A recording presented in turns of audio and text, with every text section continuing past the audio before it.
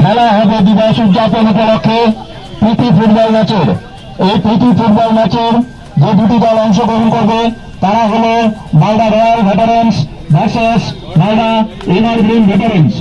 আজ 16ই আগস্ট মানেই খেলা দিবস। রাজ্যের মুখ্যমন্ত্রী অনুপ্রেরণায় পশ্চিমবঙ্গ সরকারের যুব কল্যাণ ও ক্রীড়া দপ্তরের উদ্যোগে ও মালদা জার্নালিস্ট ক্লাবের সহযোগিতায় ক্রীড়াপ্রেমী দিবস উপলক্ষে প্রীতি ফুটবল ম্যাচ। শুক্রবার সকালে খেলা শুভ সূচনা করেন ইংরেজবাজার পৌরসভার চেয়ারম্যান কৃষ্ণেন্দু নারায়ণ চৌধুরী।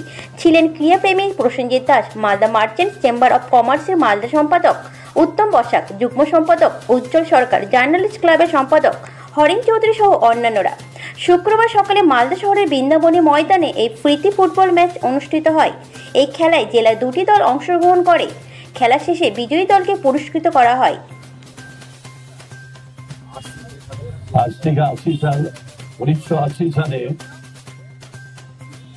ইস্ট বেঙ্গল মোহনবাগানের খেলাতে 16 জন প্রাণ দিয়েছিল। তাদের সুখী উদ্দেশ্যে পরের বছর রক্তদান নিয়ে শুরু হয়েছিল এবং প্রত্যেকটা জায়গায় খেলা হবে বলে সেই দিবসটা পালন হচ্ছে। আজকে মালদা কোনো ব্যতিক্রম নেই।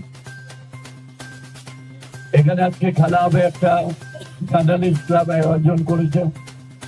12টার সময় যারা ভালো প্লেয়ার, ফুটবল নয় সমস্ত ক্ষেত্রে, তাদেরকে ফেলিসিটেট করা হবে। আর তারপরে দিয়েছে আবার একটা প্রীতি ম্যাচ হবে। আমি আশা করব সবাই সেই জায়গায় উপস্থিত থাকবেন এবং আমাদের খেলার মানটাকে উন্নীত করবেন।